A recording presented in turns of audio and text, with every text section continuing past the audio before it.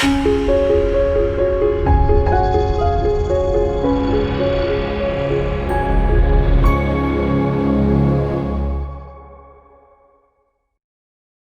morning, everyone. Most of you know me by now, but if you don't, my name is Heather. I am Pastor Gene's wife, and you know it's my turn to be up here when he's in shorts and I'm in a collared shirt.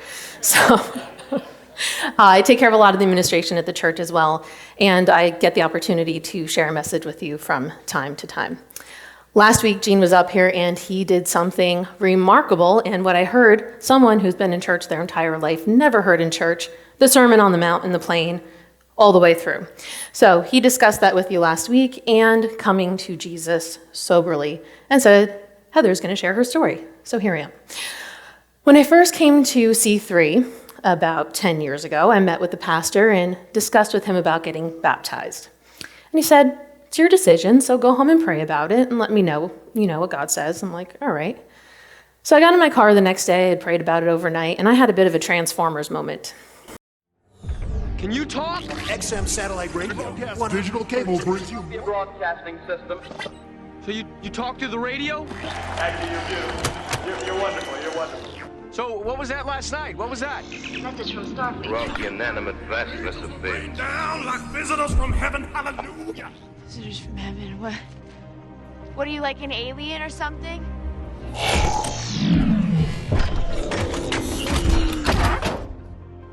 Any more questions you want to ask?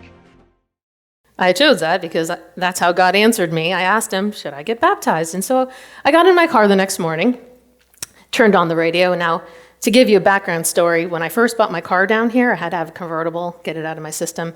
And I got XM radio, which is why that was a funny clip. And on number 3, I put on The Message. And I'm like, this is a really positive radio station, not knowing at all that it was a Christian radio station.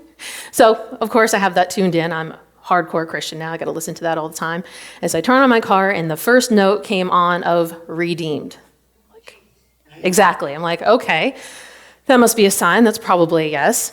So I continue down the road, and the DJ introduces the next song. He says, we don't normally play secular music, but we're going to make an exception this morning and debut a song. So it's the first time they've ever played it, from Rascal Flatts. The singer just got baptized and wrote a song about it. Go figure. So the first lines of the song were, I came up out of the water, raised my hand up to the Father. I probably should have pulled over because I was just bawling at that moment. I'm like, okay, God, I hear you, fine, it's a yes. Like somehow I'm like absolved from getting baptized. Like, no, Heather, not you, everyone else is okay. You don't need to get baptized in the name of God. You're good. So not only did I get baptized once, I got it twice because I really needed a good washing. And that's why I'm going to share my story with you today. So I've been a member here for almost a decade now. And as you've heard, I'm going to tell you about my come to Jesus sober moment. And I know for many of us, we carry our scars, some of us from the past on the outside. But for me, I carried them mainly on the inside, which made it really, really easy for me to hide my wounds. How many of us like to look our best on a Sunday morning? I know when I'm up here on camera, that's my main goal. You go to your closet, pick out your clothes. Wives usually like coordinate, make sure your husband looks good. Figure out, am I going to the beach after service? Am I watching the kids? Am I making coffee? Like, you really have to think it through. So, I'm going to show you a clip about looking good first thing in the morning.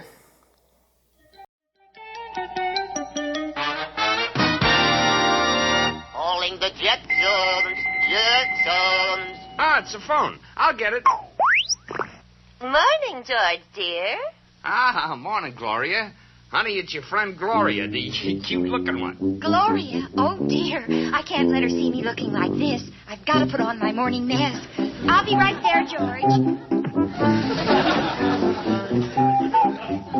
Hi, Glor. Jane, darling, don't you look lovely? How do you do it? Listen, we were hoping you and George could drop in this afternoon. Oh, we'd love to, Gloria. But George and I are going shopping for a new car. A new car? Oh, isn't that wonderful? Oh, Jane, dear, I'm so happy for you. Oh, dear. I have to hang up now, Jane.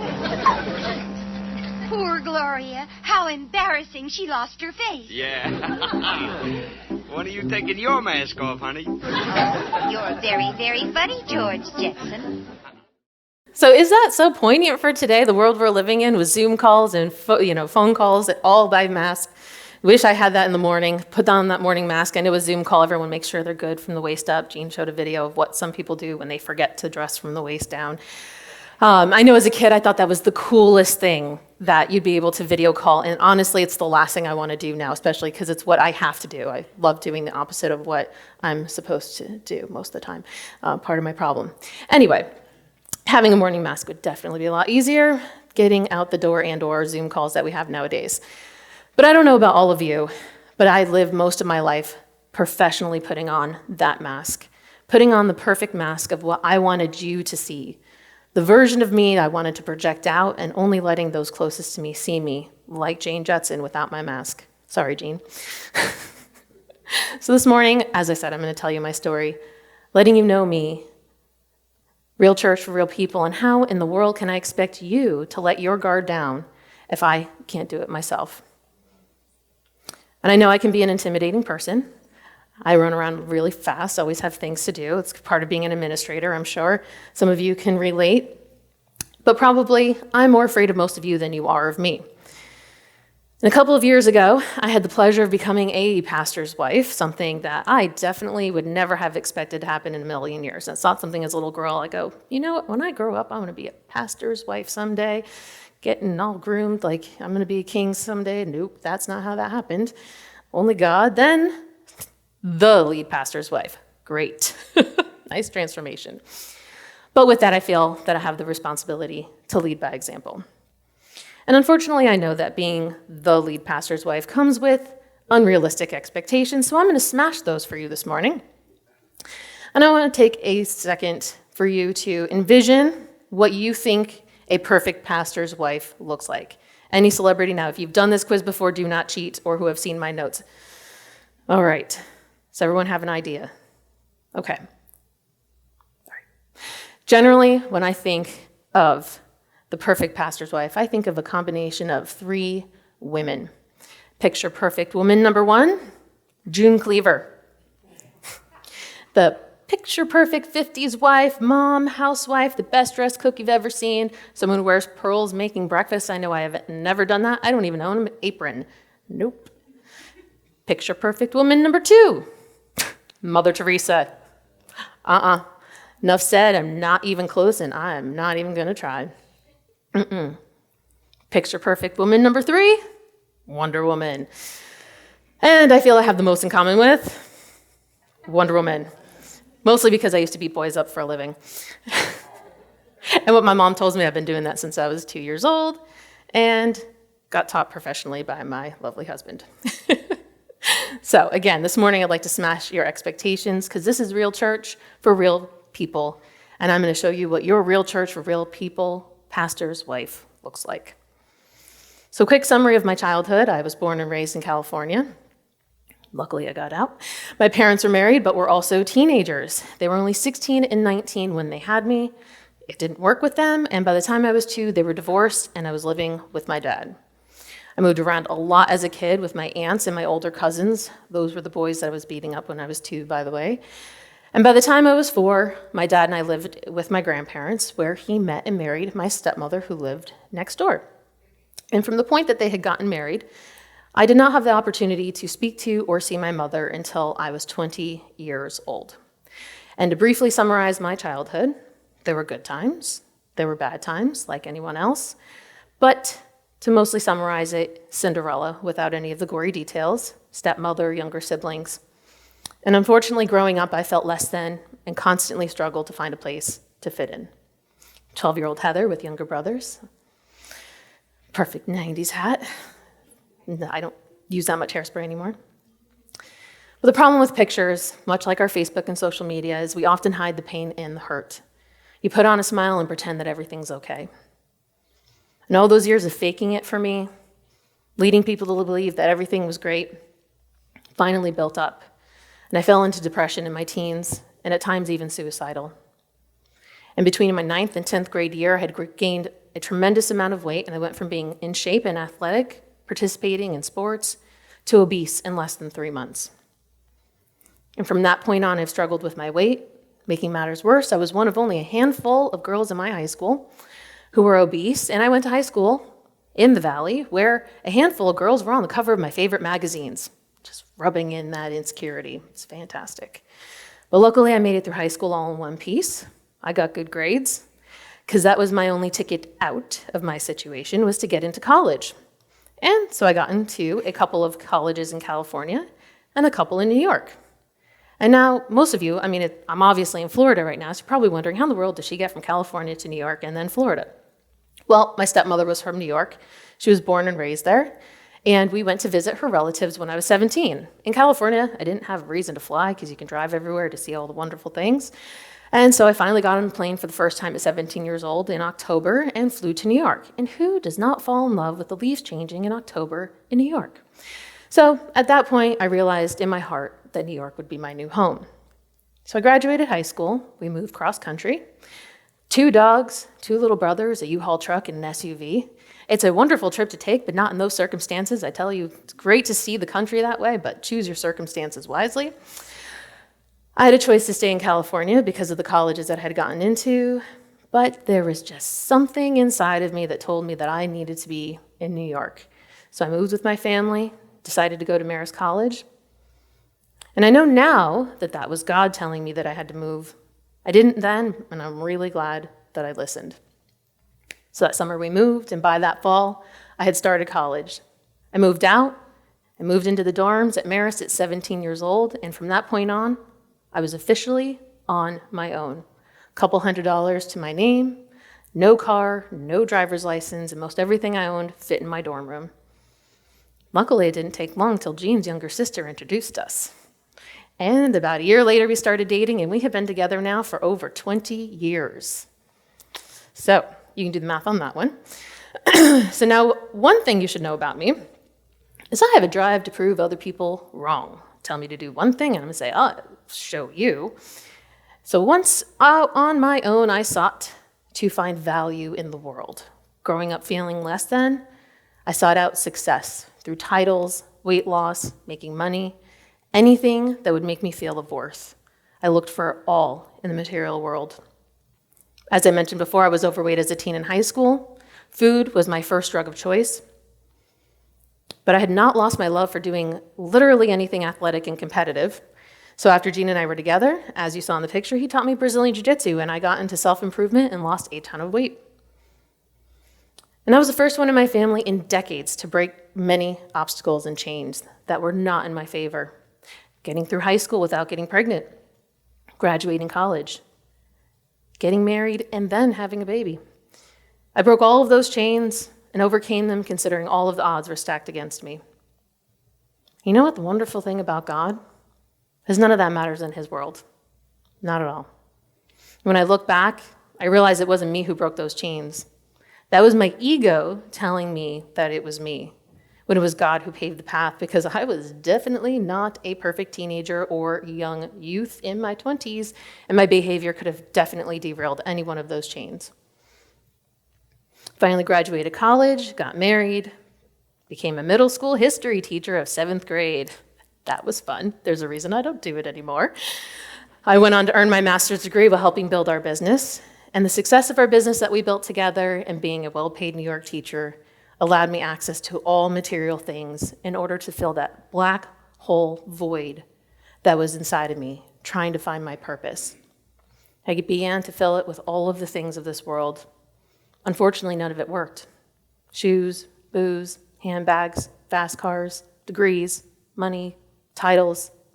Absolutely nothing could fill that void. And now that you know Sophie, she is much taller than me.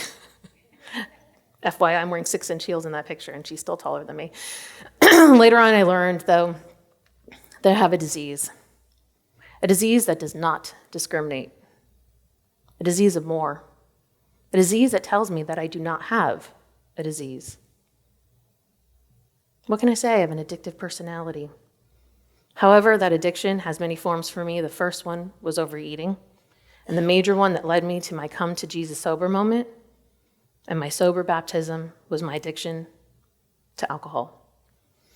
The American Medical Association finally deemed alcoholism a disease in 1956.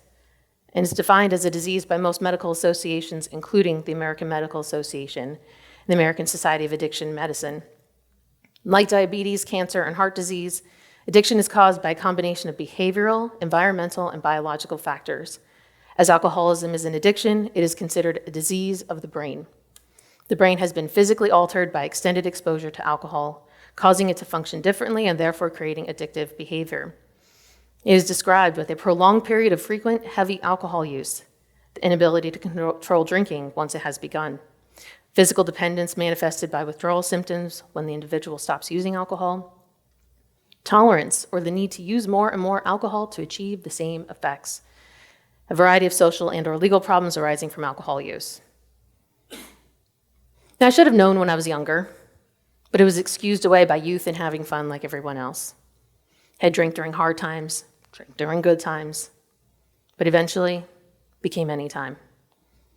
I did stop long enough to have a healthy baby girl. Aw, baby Sophie. Love to embarrass her up here. Sorry, kid. But it didn't take long for me to pick it back up again. Once again, I was enabled by my environment and continued on my path of drinking because I was not as bad as others. I eventually resigned from my teaching job and helped run the business full-time, being self-employed and my own boss because Jean really can't tell me what to do, allowing my disease to take a much stronger hold. We did build the business. Despite my addiction, it almost seemed like the more I drank, the more successful we became. The business grew to 3 locations and over 400 students. I loved training a lot. I loved working a lot. Workaholic, go figure, same root, different branch. It allowed me to feel a sense of control over my environment. Again, beating up boys for a living. So we sold part of our business and relocated to Naples. Again, that nagging feeling in my gut telling me, like when I went to New York, that we were meant to live in Naples. Again, I thought it was just intuition, knowing now that it was God confirming our decision. So we came to Naples and we had big plans to build an MMA empire. Because at the time, doing MMA competition in Florida was legal and it was not in New York. So we're like, great, we're gonna find all these, build our empire. And it all came crashing down in less than 1 month when I got rear-ended at a stoplight.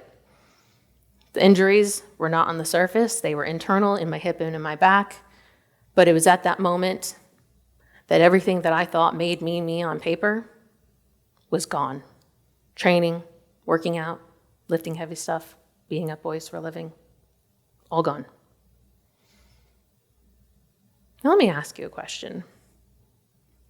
Do you guys say bad words? Especially in season driving in Naples? I know I do if I'm being honest. I'm better than I used to be, but I'm still working on it. Progress, not perfection. What do you consider to be a bad word? There's a lot of them. We've got damn, crap, suck. And I'm going to tell you a really bad word this morning. The mother of all bad words. A 4-letter word. I'm going for it. Help. No. Gene would have me. Oh my gosh, I couldn't imagine if I actually said that word. He's on the edge of his seat every time I'm up here just to make sure I don't swear. No, I had to ask for help. Not me, not at that time. Asking for help made you look weak, incapable, less than, and unqualified. And unfortunately, that would not be the last time that I would have to ask for help. Not just with surface stuff, heavy lifting and getting groceries out of my car. God stripped all things from me and finally made me get to the root of my problem. Only I didn't know it yet. So we settled into Naples. We moved into a picture-perfect gated community. There's not a lot of those in New York. I'm kind of isolated on a hill. So we move into a neighborhood full of kids playing in the street, neighbors knocking on the door. We're like hiding because we don't even know how to react. We had arrived in suburbia and we thought we had everything. I thought the problem was helping Gene survive his new habitat. And so in my opinion at that time, there are usually 2 places you go when you need help: therapy or church. So I got on the phone and I found Gene a therapist because he really needed help adapting. Funny thing was, he was not the problem. I need 3 fingers back at me. I was the problem. So we went to several sessions together, and then she said, Heather, I'd like to see you alone. Okay, great, we're going to talk about Jean. No. And at one of those sessions, she sat me down and said, Heather, so you think you have a drinking problem? And I kid you not, this is literally what I said to her. Nope. I have a consumption problem. If I learn how to control my drinking like I control eating ice cream, I'll be just fine. Wow, the river of denial is long, and I was on it. And that was the last time I ever went to see her. Calling me out. And since I am here now, I'm sure you realize that we took Path B Church, or I wouldn't be standing here right now, much less sober. So after much Googling for a non-denominational church, yes, I Googled, it took a lot of digging, I found C3 Church. And this has been our home church for almost a decade now. And when we came in looking for community, I really just had a belief in God, and I did not have a relationship with Jesus. But I knew that that's where you go when you need help. Didn't know that I was definitely going to get it when I arrived.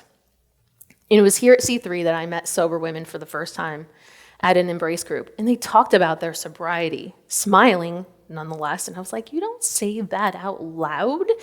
Keep that under the rug. You don't share that with people. But I'm so grateful that they shared their story with me, because it was the work of those women and the pastor at the time that shed light into my darkness and helped me step out into the light. It was not overnight. It took years, many meetings, lots and lots of apologies, until I finally asked him for help. I just couldn't accept the fact that I was an addict until the last day of my drinking, that it was so out of control. I knew I had disappointed my family, my pastor, my friends, literally everyone who had been trying to help me dig me out of that hole. I couldn't sleep that night and tried to figure out, okay, what do I do now? And I finally got on my knees, face firmly planted on my floor in the middle of the night. I finally surrendered and asked him for help, because I couldn't do it on my own. And it was from that moment that I surrendered on my knees that the compulsion to drink has been lifted from me, and I've had the gift of sobriety ever since.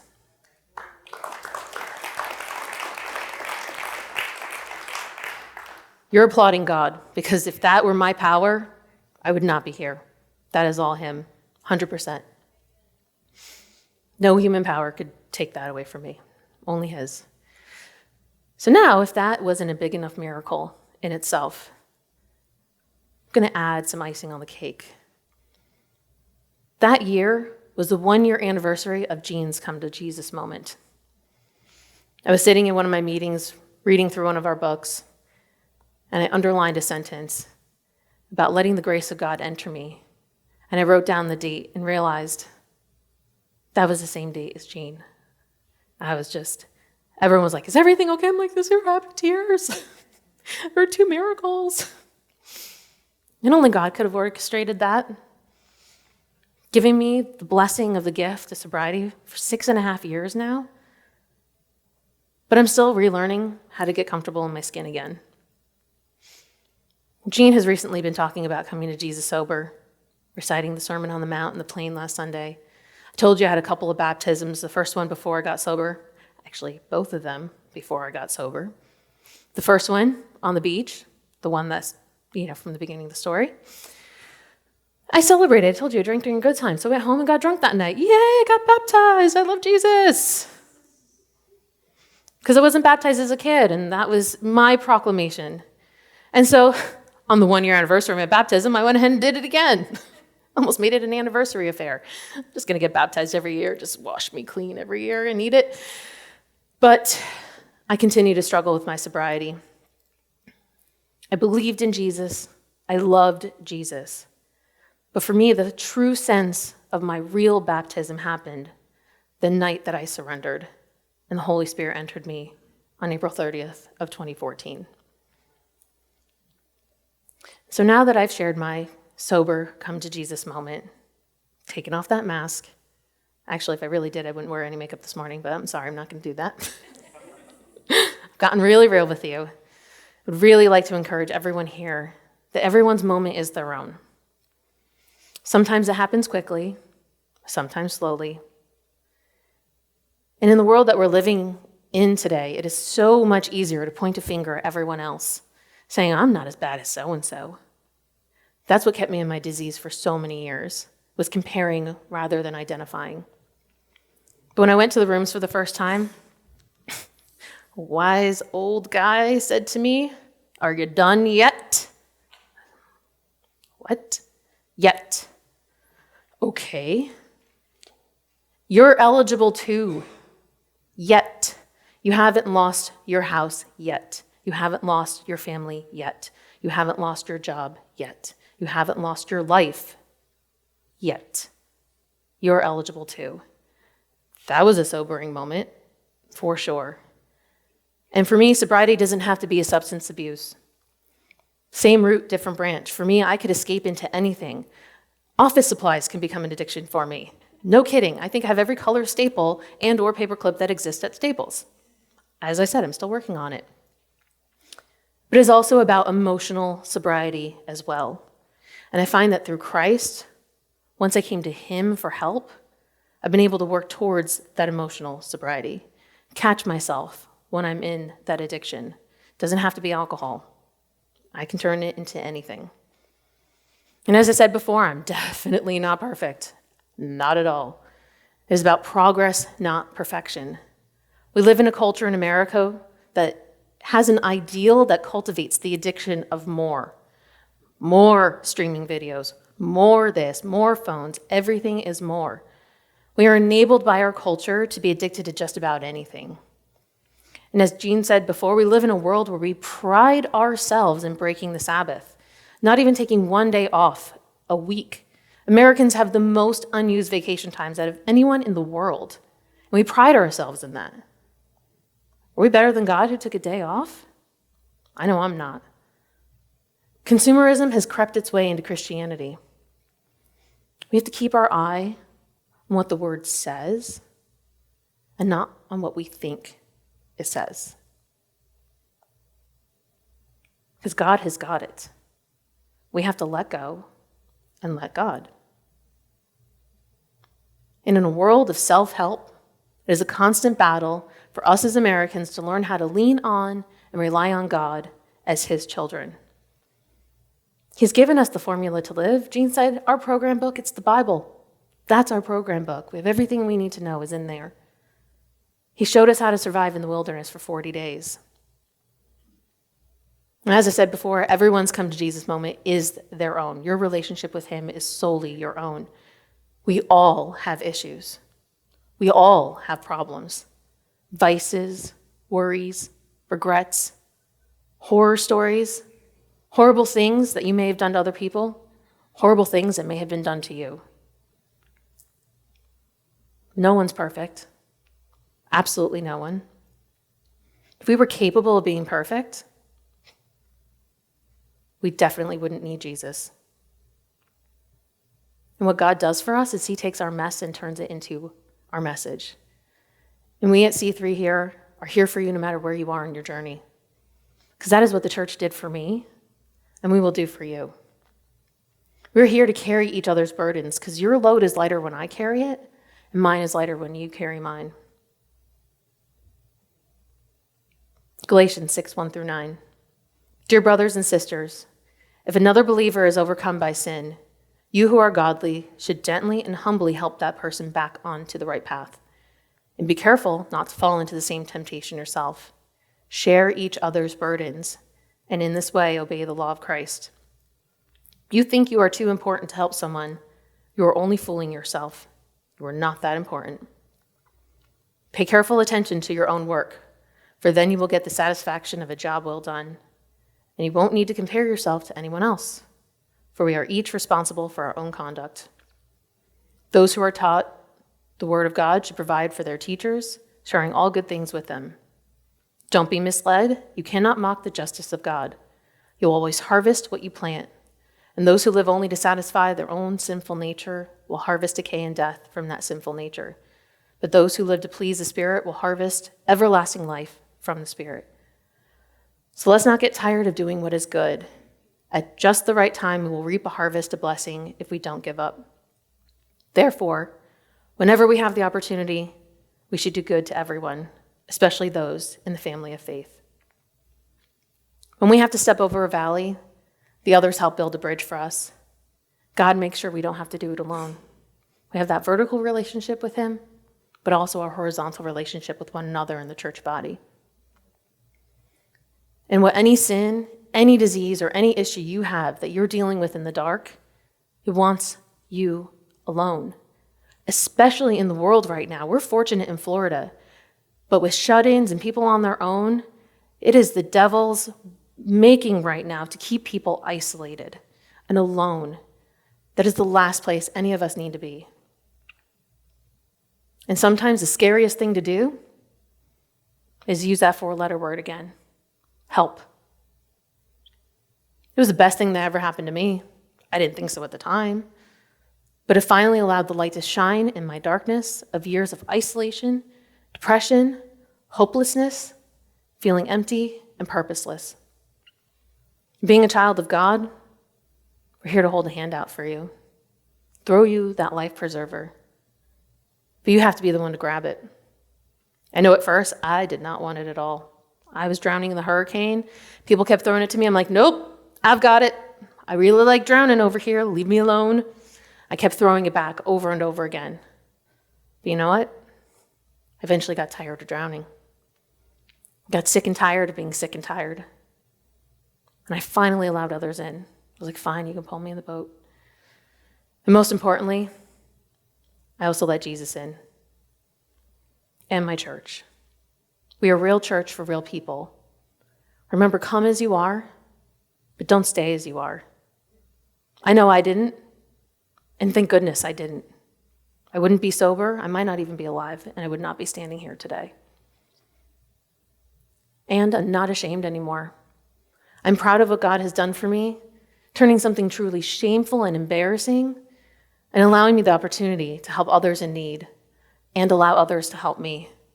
Because sometimes asking for help is the hardest thing. It was for me, and guess what? It still is. Those of you who know me well. Heather, I'm like, you need help? I'm like, no, I've got it. No, please, let me help you. Fine.